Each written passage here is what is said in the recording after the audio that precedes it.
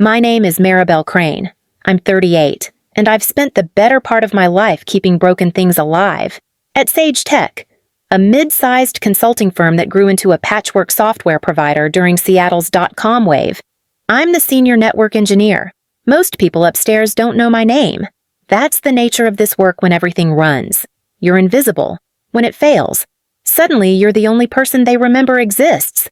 I sit in the basement literally. Our office used to be warehouse storage, and it still feels like it low ceilings. Concrete floors, flickering fluorescent lights that buzz like insects trapped in glass. The air conditioner wheezes with every cycle against the walls. Ancient server racks hum and rattle like they're muttering secrets in binary. It smells faintly of dust and burnt plastic, a scent that clings to my clothes long after I leave. The team around me is small but sharp in their own ways. Jake, fresh from a coding boot camp, still carries the glow of optimism that 2 years of corporate reality hasn't fully dimmed. He's eager, curious, and constantly chasing solutions faster than his experience allows. Lisa, our database administrator, is the opposite. 8 years here have given her the 1,000-yard stare of someone who has survived too many midnight migrations. She speaks in SQL like it's her first language and somehow coaxes miracles out of machines that should be in a museum. Then there's Alex, the security specialist who left government work for this madhouse, and still hasn't adjusted to the private sector's appetite for risk. Every week he warns of threats we can't afford to ignore, and every week management ignores them anyway. Together, we're the quiet spine of a company built on deferred maintenance and duct tape solutions. Upstairs, they talk about revenue streams and market positioning. Down here, we keep the blood flowing through servers that should have been retired during the Bush administration. The thing is, you don't notice a spine until it breaks. That truth hangs over me every time I log in, every time I scan error reports no one else bothers to read. I've learned to live with the silence, with the knowledge that my work only matters when everything falls apart. And just a few weeks ago, I decided it was time to ask for something that could keep us from breaking altogether. I'd spent the better part of 3 weeks on the proposal, often staying long after the others had gone home. The basement grew so quiet after 9 that even the hum of the servers felt louder, like a reminder of why I was still at my desk. I wanted the document to be airtight numbers, forecasts, risk assessments, so there would be no excuse to brush it aside. The course I had my eye on was a week-long intensive in cloud infrastructure management. The kind of training that didn't just add another certificate to my wall, but gave us the tools to modernize the fragile systems I babysat every day. The price tag was $8,500, not pocket change, but far less than what we'd lose if the wrong system failed at the wrong time. I backed that number with calculations that could make a finance director nod in approval return on investment charts. Comparisons of SLA penalties if downtime exceeded contracted limits. Estimates of recovery time objectives and recovery point objectives based on our current setup. Every detail carried the same message: we were skating on thin ice, and one wrong move could drown the company. I thought about my mother more than once while I typed. Last month had been her 60th birthday, and instead of flying down to California like I'd promised, I was stuck here on call because a critical database had refused to replicate.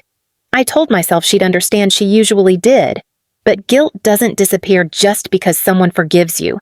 The sacrifices I made for this job had to mean something. If I could prevent the inevitable collapse by fighting for the right training, maybe the missed birthdays and canceled weekends would feel less like wasted time. I polished the proposal until the language was sharp enough to cut through any boardroom fog. No grand metaphors, no flowery pleas, just clean numbers, risk tables, and a timeline that showed exactly how this single investment would protect millions in revenue. For once, I let myself imagine Hammond, our director, reading it and realizing he had underestimated me. I saved the file, printed 2 copies, and slid one into the interoffice envelope marked for his desk upstairs. As I sealed it, I allowed myself a moment of quiet hope that this time, someone would actually see the storm coming before it hit. 2 weeks after I sent the proposal, Hammond's assistant pinged me with a calendar invite. 15 minutes, his office, Budget discussion. I walked up from the basement, past the buzzing fluorescents, clutching my copy of the request like a student hoping for a passing grade. Hammond's office was everything the basement wasn't. Floor-to-ceiling windows that looked out over the parking lot. Carpet so plush my shoes sank into it, and a desk so polished it reflected the overhead lights. The walls were a gallery of mediocrity dressed as achievement-framed certificates from weekend MBA programs, leadership seminars with titles like Synergizing Human Capital, and motivational posters that nobody in their right mind believed. One showed a lone mountain climber under the words, persistence. The hard work you do after you're tired of the hard work you already did. The irony would have made me laugh if I wasn't sitting across from the man who controlled our budget. He didn't look up when I came in, just flicked his eyes toward the chair while scrolling on his phone. After a few beats, he set it down and steepled his fingers like he was about to deliver wisdom from on high. Maribel, about your training request, he began, his tone dripping with corporate solemnity. It's not mission critical. The words landed heavier than I expected. He leaned back, smirk tugging at his mouth, as if he'd just solved a puzzle no one else could. Budgets are tight this quarter. We need to focus on essentials only. I'd spent nights quantifying those essentials, translating risk into numbers even an accountant would respect. My throat tightened, but I forced my voice steady. This certification directly reduces our downtime exposure. Without it, our RTO and RPO will slip. He raised a hand, cutting me off mid-sentence. You're smart. You'll figure it out. That's what we pay you for. I pressed my palms against my knees under the desk to keep them from shaking. Explaining further would be like teaching algebra to a brick wall. So I swallowed the heat rising in my chest and simply nodded. Understood. I'll make a note of this conversation in my files. Something flickered across his face at that wariness. Even Hammond knew the power of a paper trail. I walked out of his office without another word, back down to the basement, already drafting the first line of my new incident log. If they wouldn't give me the tools to prevent disaster, I'd at least make sure the record showed exactly who had chosen that path. The weeks after that meeting felt like walking across ice that cracked a little more each day. Our systems had always been temperamental, but now the warning signs were impossible to ignore. Memory leaks appeared in logs like stubborn bruises that wouldn't fade.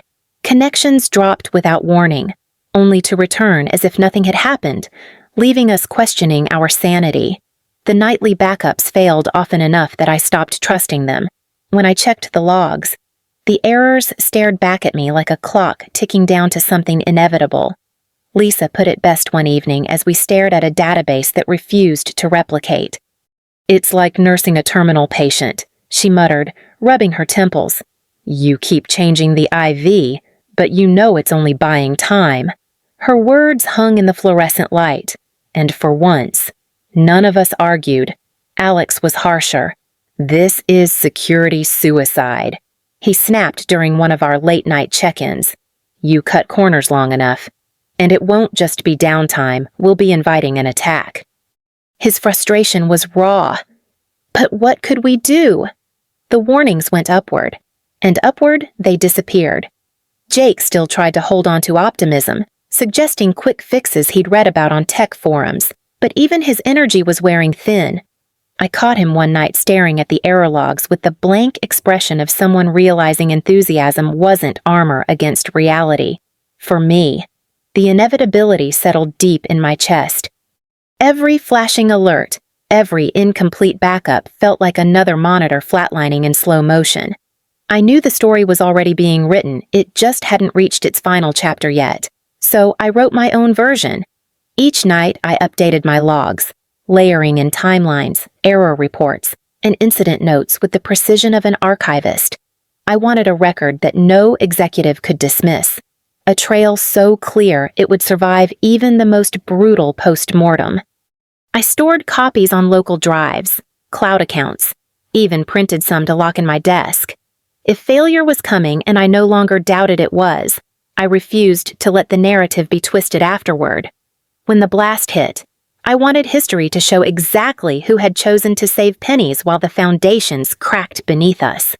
It was a Tuesday morning, just past coffee number 3, when every screen in front of me erupted in red. The monitoring dashboards screamed like sirens, alerts rolling so fast they blurred together. The database was gone, portals unreachable, internal communications dark. For a moment, I just listened, the hum of the servers swallowed by a flood of alarms, and then my fingers started moving on instinct. By 9:47 a.m., Sage Tech wasn't just limping. It was on the floor, unresponsive. Calls flooded in before I could even form a strategy. Sales reps whispered from the break room, too scared to pick up phones while furious clients hammered the lines. One local startup shouted that their payment processor was down and employees couldn't be paid.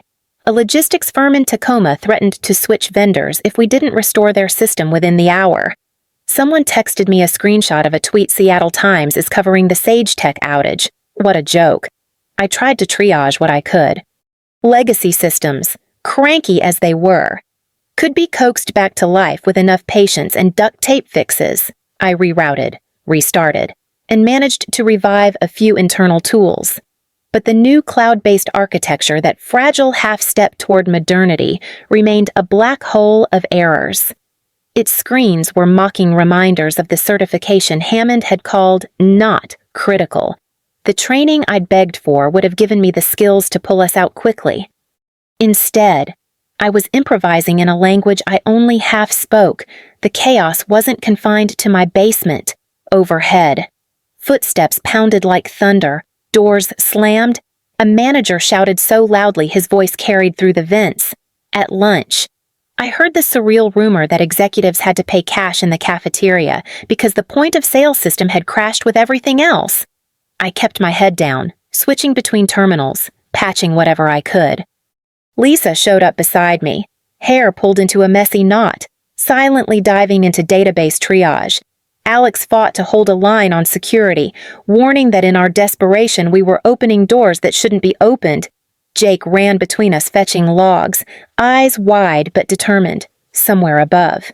Hammond was no doubt fielding questions from people with titles that ended in C. Down here, I was living the consequence of his smirk, watching a company's heartbeat stutter without the medicine it needed. By early afternoon, the outage had hardened into full-blown crisis. My screens pulsed with errors. Lisa muttered half-formed SQL commands like prayers, and Jake's sneakers squeaked against the concrete as he rushed between desks. The basement felt like the control room of a sinking ship, frantic, air thick with sweat and burnt plastic. That was when the door slammed open. Hammond stormed in, tie loosened, his face flushed the color of a bad sunburn. The air seemed to contract with him, his panic so raw it radiated. "Maribel," he barked, his voice cutting across the hum of servers. "Why isn't this fixed yet? Do you realize how much money we're losing every hour?" I didn't look up right away. My fingers tapped commands, buying myself a moment. Finally, I swiveled in my chair and met his eyes. Behind him, Alex leaned casually in the doorway, arms crossed, and a few others had drifted into the hall, drawn by the noise. "I'm doing everything I can with the tools available," I said evenly, gesturing toward the wall of red alerts. "That's not good enough," Hammond snapped, voice cracking. "This is your job." I pulled up an email thread on my center screen, enlarging the font so the subject line was impossible to miss. Training Request Cloud Infrastructure Certification. The timestamp glowed like a flare. "This," I said, my tone calm, almost clinical, "is exactly the scenario I outlined here. The certification I requested would have given us the knowledge to restore the cloud systems quickly. You denied it." Hammond froze.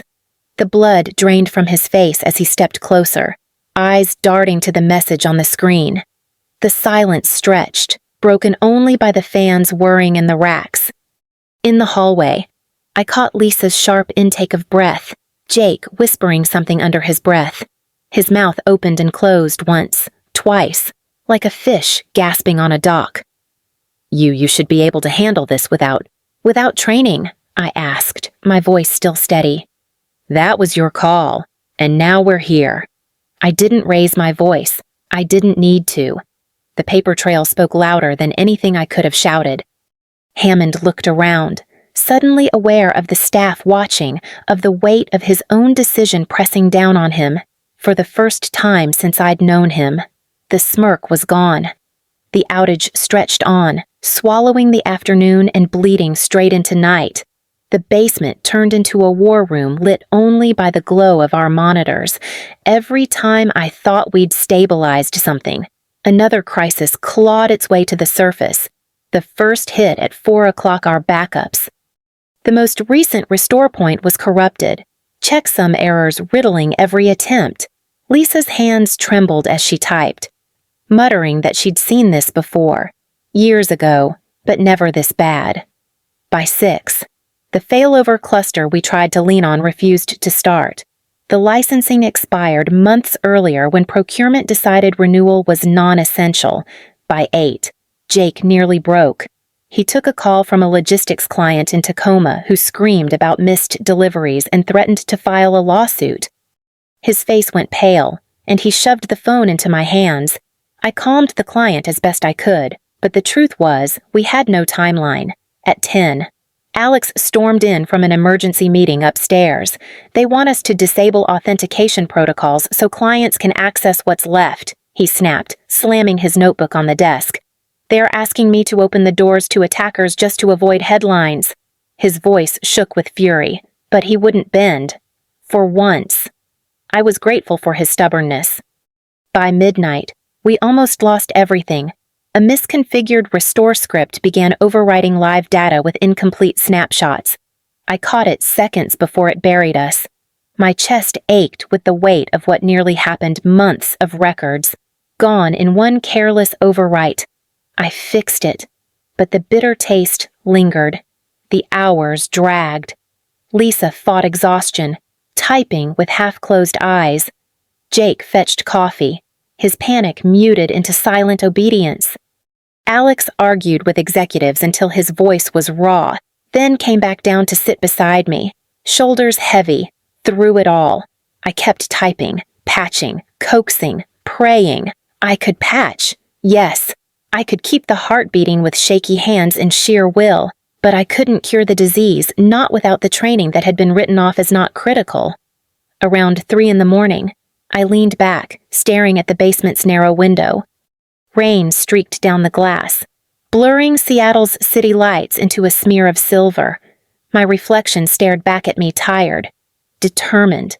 For the first time, I saw my own worth with brutal clarity. By the time dawn seeped through the narrow basement windows, the outage had finally bent to our stubborn will. Services limped back online, patched together with compromises and sleepless hands.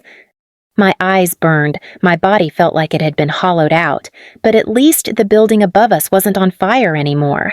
I hadn't even finished my first cup of bitter break room coffee when Hammond appeared at my desk. He looked wrung out, his shirt untucked, eyes ringed with exhaustion. Without a word, he dropped a stack of forms onto my keyboard. I glanced down training approvals. Not just the certification I'd requested, but 2 additional courses, disaster recovery. Advanced cloud migration, each signed with his tight scrawl. It's essential we move quickly on this, he muttered, his voice thin, as if admitting defeat cost him something physical. Then he turned and walked out, leaving the smell of stale cologne in his wake. I stared at the forms, my chest tightening with something that wasn't victory. The irony cut sharper than any insult. 2 days ago, my request had been dismissed with a smirk. Now, after 18 hours of chaos and millions burned in downtime, suddenly the same training was not just approved, it was mandatory. Not critical Tuesday, essential Thursday. Later that afternoon, HR summoned me upstairs. The woman waiting behind the desk smiled too brightly, like she'd rehearsed her lines. She slid a folder toward me, a retention bonus.